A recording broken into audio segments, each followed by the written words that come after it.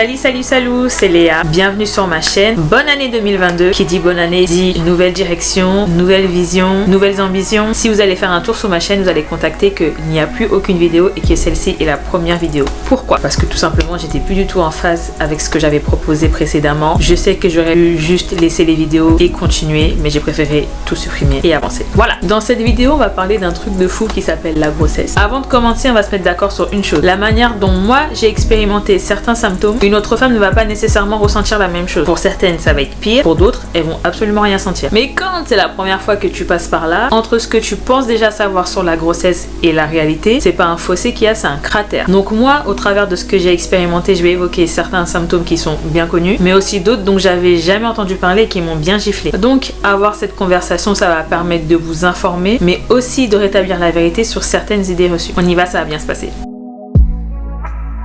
Donc, les premiers symptômes que je vais évoquer, c'est les nausées et les vomissements. Les nausées et les vomissements, c'est provoqué par quoi? C'est tout simplement provoqué par toutes les modifications hormonales qui se passent dans votre corps à ce moment-là. Alors, on parle généralement de nausées matinales, mais c'est déjà une appellation erronée parce que, effectivement, vous allez vomir au réveil parce que vous avez le ventre vide et qu'une trop longue période de jeûne, quand on est enceinte, ça peut provoquer des vomissements. Mais si vous n'êtes pas très chanceuse, vous allez également vous rendre compte que vous allez non seulement vomir le matin, mais aussi à midi, voire le soir. Donc si vous n'avez pas de peau, vous pouvez vomir toute la journée. Pour atténuer un peu ce mal-être, la personne qui vous suit médicalement va vous conseiller d'éviter de consommer certains plats, comme les plats trop lourds, trop gras ou trop épicés. Et aussi, au lieu de prendre 3 gros repas, donc matin, midi, soir, de les fractionner en plusieurs petits repas pour que votre estomac puisse mieux contenir la nourriture. Au-delà de ça, pour vous soulager, vous pouvez essayer des remèdes naturels tels que le gingembre ou l'eau pétillante. Et si ça fonctionne vraiment pas, on peut aussi vous prescrire des médicaments, mais il n'y a pas de miracle. Ce qu'on va vous prescrire, ça va fonctionner 2-3 jours et après peut-être qu'il faudra alterner et passer sur autre chose. Et au bout d'un moment, vous pouvez être tellement dépité que vous allez plus rien prendre et accuser le coup seulement et vomir quand il faudra vomir. En plus de ça, il se peut que vous développiez une aversion pour un certain groupe d'aliments. Moi par exemple, pendant les 3 premiers mois, je pouvais garder que du concombre, du taboulé qui en temps normal m'écœure assez vite et de la baguette. J'ai jamais mangé autant de pain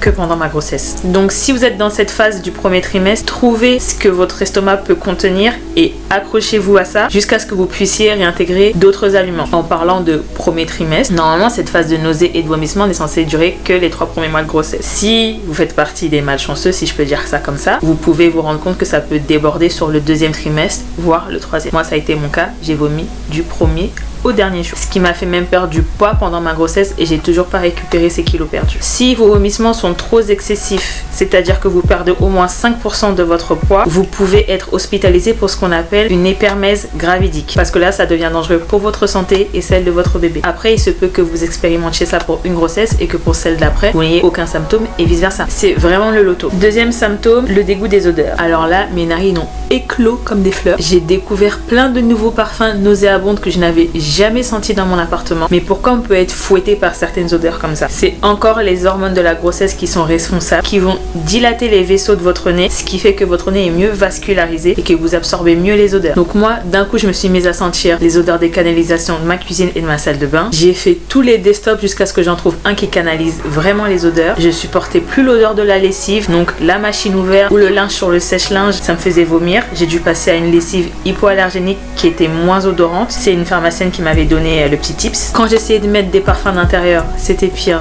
je vomissais. Les bougies parfumées, ça me soulageait partiellement, ça allait. Et je jetais absolument tout ce que je soupçonnais être responsable d'une mauvaise odeur. Donc tout partait à la poubelle, mon mari pétait les plombs. Dans la rue aussi, les odeurs de gaz, d'essence, de pont d'échappement, je croyais que j'allais m'évanouir. Et au supermarché aussi, le rayon fromage par exemple, catastrophe. Mais le pire du pire, je crois, dans cette aversion des odeurs, c'est le fait que je supportais plus l'odeur de mon mari. Lui qui en tout temps sent extrêmement bon, il sent mieux que moi-même, mais là c'était pas possible, je le fuyais comme un putois. Le matin par exemple, avant de faire mon premier pipi, je courais dans la salle de bain avant lui parce qu'une fois qu'il s'était douché, donc avec l'odeur du gel douche, de ses déodorants, de ses eaux de Cologne et tout, c'était mort, ça me faisait vomir direct. Et surtout, une fois qu'il avait quitté la maison pour le travail, même si on était en mode janvier-février qui fait extrêmement froid, je devais tout de suite ouvrir les fenêtres parce qu'après ça empestait le propre dans toute la maison et je pouvais pas. Et le pire du pire, c'est que dans notre chambre, je supportais plus non plus son côté de sa chambre en fait. C'est-à-dire que pendant 3 mois, j'ai dormi en lui tournant le dos.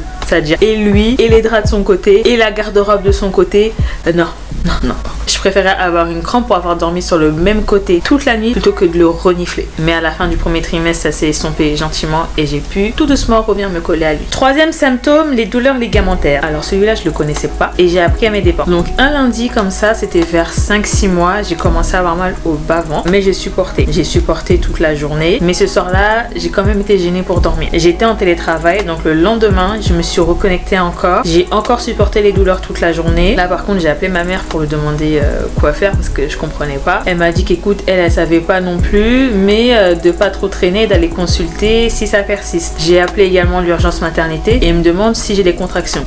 Je sais pas si j'ai des contractions, j'ai jamais eu des contractions de ma vie. Du coup, elle me dit de prendre du paracétamol et de me reposer, de boire beaucoup d'eau et si jamais ça va toujours pas, que je passe en urgence. Cette nuit-là, par contre, j'ai fait une nuit blanche, impossible de fermer l'œil tellement j'avais mal. Du coup, le lendemain matin, ça fait 3 jours que j'ai mal. Mon mari m'accompagne à l'urgence maternité. On m'auscule, on regarde si mon placenta s'est décollé, tout va bien. On écoute le cœur de mon bébé, tout va bien. Donc, on sait pas trop ce que j'ai non plus à la maternité. On prescrit encore plus de paracétamol et du repos. On me met en arrêt. Et la semaine passe comme ça, où j'ai extrêmement mal tous les jours, où je ferme pas les yeux de la nuit. Je prends ma bouillotte de temps en temps, mais ça me soulage que partiellement. Et ça a seulement commencé à se dissiper le week-end. Donc j'ai commencé à avoir mal lundi, vers samedi, dimanche, ça s'est dissipé. Le lundi d'après, du coup, j'avais mon échographie de deuxième trimestre. Et en fait, à l'échographie, on se rend compte que mon bébé était à l'horizontale dans mon ventre. Elle était posée comme dans un hamac, ce qui fait que ça tirait. En fait, on a des douleurs ligamentaires. Pourquoi? L'utérus, il est maintenu aux os du bassin par les ligaments. Et au fur et à mesure que l'utérus grossit pour faire de la place au bébé, il tire également sur les ligaments qui doivent supporter le poids de l'utérus qui est grossi et qui devient de plus en plus lourd. Donc en fait, tout allait bien. Elle était juste en train de tourner et de se préparer à se mettre la tête en bas. C'est juste que ça faisait extrêmement mal et même l'échographie ce jour-là, elle a été pénible et la sage-femme elle a transpiré parce que quand elle a appuyé en fait avec le truc là, je sais même pas comment il s'appelle, ça faisait hyper mal et quelques jours après j'avais encore mal où est-ce qu'elle avait appuyé. Si jamais vous voulez prévenir les douleurs ligamentaires ou que vous en avez et que vous voulez vous soulager, vous pouvez acheter une ceinture de maintien. Moi j'en ai acheté une, je l'ai portée que cette semaine-là, je l'ai plus jamais réutilisée et j'ai pas le souvenir que ça m'ait vraiment soulagé, mais bon, c'est conseillé. Le dernier symptôme dont je vais parler, c'est les remontées acides ou les reflux gastriques. Celui-là aussi j'ai appris sur le tas. Bon, alors ça a été violent sur la fin. Pourquoi vous avez des remontées acides? Votre bébé, il grossit. Et pendant qu'il grossit, il va pousser tous vos organes vers le haut, dont l'estomac. Ce qui fait que tous les acides qui sont dans l'estomac vont vous remonter par la gorge. Et comme les hormones de grossesse dilatent un peu le clapet, ce qui empêche que des choses remontent, et ça passe quoi. Et ça vous brûle la gorge. Donc pour ça aussi, on peut vous conseiller d'éviter certains types d'aliments trop gras, trop épicés, trop lourds, de fractionner aussi dans la journée plusieurs petits repas au lieu de prendre 3 gros repas. Je parle sur ce ton là parce que j'ai fait tout ce qu'on m'a conseillé et c'était la galère quand même. Plus vous êtes allongé, couché, plus c'est pire. Donc pendant 3 mois j'ai dormi comme ça, semi-assise, mais j'étais plus assise que semi-assise avec 25 coussins derrière mon dos parce que dès que je m'allongeais, des fois ça remontait tellement que j'allais vomir aussi. Des fois on me donnait du Gaviscon, mais bon, ça marchait un jour sur 2. Donc même pour ça il n'y a pas trop de miracle, il faut juste supporter jusqu'à ce que ça passe. Donc voilà, c'est tout pour cette vidéo sur les symptômes de grossesse. J'en ai eu d'autres qui sont bien connus également. J'ai eu des sciatiques, j'ai eu des crampes à force de dormir sur le même côté parce qu'on ne peut dormir que sur le côté pendant la grossesse. J'ai mangé des glaçons sur la faim aussi parce que j'avais une carence en fer. J'étais essoufflée comme une baleine. Je faisais pipi toutes les 5 minutes parce que la tête du bébé appuyait sur la vessie. Enfin bref, il y en avait plein d'autres que j'ai pas abordé, mais c'était pas les plus désagréables. Donc si cette vidéo a éveillé votre curiosité et a suscité des interrogations, je vous invite à poser vos questions en commentaire. Si j'ai les réponses à la question, je vais répondre. Sinon, s'il y a d'autres mamans qui passent par là, je vous invite également à répondre et à partager vos expériences les unes avec les autres. Je voudrais qu'on fasse de la section de commentaires un endroit safe où est-ce qu'on peut s'éduquer les unes les autres avec amour et bienveillance. C'est tout pour moi et je vous dis à bientôt pour la prochaine vidéo. Bye bye.